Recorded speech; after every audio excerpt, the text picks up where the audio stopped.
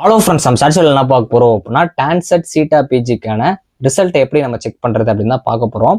ஆக்சுவலாக உங்களுக்கு 23 மே இன்னைக்கு தான் வந்து டென்டேட்டிவாக ரிசல்ட் பப்ளிஷ் பண்ணுறதா சொல்லியிருக்காங்க. ஸோ இந்த லிங்கை கிளிக் பண்ணி ட்ரை பண்ணி பாருங்கள். நான் இதை வச்சு செக் பண்ணுறப்போ ரிசல்ட் எடுத்துச்சு. மேபி உங்களுக்கு இப்போ வந்து சர்வர் டவுன் ஆகும் பாசிபிள் இருக்குது. ஸோ இந்த லிங்க்குள்ளே வந்தீங்க அப்படின்னா இந்த மாதிரி தான் இருக்கும். இதில் இமெயிலும் பாஸ்வேர்டும் கொடுத்து கேப்சா போட்டுக்கோங்க. சப்மிட் கொடுத்தீங்க அப்படின்னா உங்களோட ரிசல்ட் வந்து ஷோவும். சம்டைம்ஸ் கூட லேக் ஆச்சு அப்படின்னா திஸ் சைட் கேனட் பி ரீச்னு வருதுன்னா அப்படின்னா அந்த குரோம் அப்படியே வந்து மினிமைஸ் பண்ணிட்டு ஏதாச்சும் ஆப்ல சும்மா போயிட்டு அப்படியே ஒரு செகண்ட்ல வாங்க, அடுத்த பேஜ் போயிடும். இல்லை அப்படின்னா ரிஃப்ரெஷ் பண்ணுங்க, உங்களுக்கு எடுத்துரும். இப்போ இதில் பார்த்தீங்க அப்படின்னா எம்சிஏ, எம்பிஏ, அது போக எம்இன்னு இருக்கும். நீங்கள் என்ன எக்ஸாம் அட்டன் பண்ணிக்கணும் அதுக்கு வரும். ஆக்சுவல் ஸ்கோரும் கொடுத்துருப்பாங்க. ஆக்சுவல் ஸ்கோருங்கிற ஒன்றும் கிடையாது. நீங்கள் இப்போ எக்ஸாம் 100 மார்க் எழுதிருக்கீங்க அப்படின்னா நெகட்டிவ் போக உங்களோட ஒரிஜினல் ஸ்கோர் தான் இது ரா ஸ்கோர்னு சொல்லுவாங்க. ஆனால் இதை வந்து உங்களுக்கு மெரிட் லிஸ்ட்டில் எடுக்க மாட்டாங்க. பெர்சன்டைல் ஸ்கோரும் கொடுத்துருக்காங்களே, இதுதான் வந்து எடுப்பாங்க. அதனால் நீங்கள் பெர்சன்டைல் ஸ்கோர் தான் பார்க்கணும்.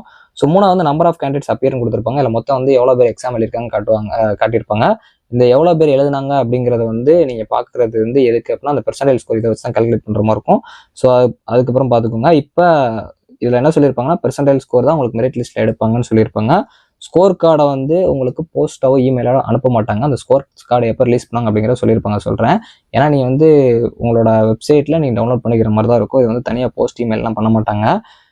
எம்இ எம்டெக் ஸ்டூடெண்ட்ஸ் உங்களுக்கும் அந்த பெர்சன்டைல் ஸ்கோர் தான் மெரிட் லிஸ்ட்டாக வந்து கன்சிடர் பண்ணுவாங்க.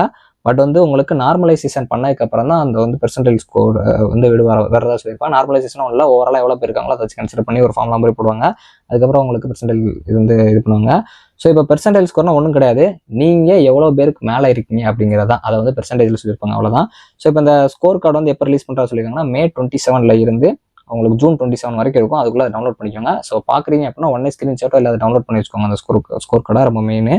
டான்செட் ஸ்டூடெண்ட்ஸ் எம்பிஏ, எம்சிஏ இருக்கீங்க அப்படின்னா உங்களுக்கு தனித்தனியாக செப்பரேட்டாக தான் வந்து அட்மிஷன் போட சொல்லியிருக்காங்க. இதோட அட்வர்டைஸ்மெண்ட் வந்து அட்மிட்டிங் அத்தாரிட்டிஸ் வந்து ரிலீஸ் பண்ணுறதா சொல்லியிருப்பாங்க.